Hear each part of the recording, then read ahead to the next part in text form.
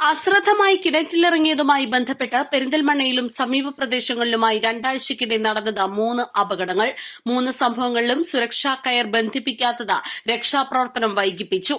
കഴിഞ്ഞ ദിവസങ്ങളിൽ അമ്മിനിക്കാടാണ് വ്യത്യസ്ത സംഭവങ്ങളിലായി 2 പേർ കിണറ്റിൽ തിരിച്ചു കയറാനാകാതെ കുടുങ്ങിയത്.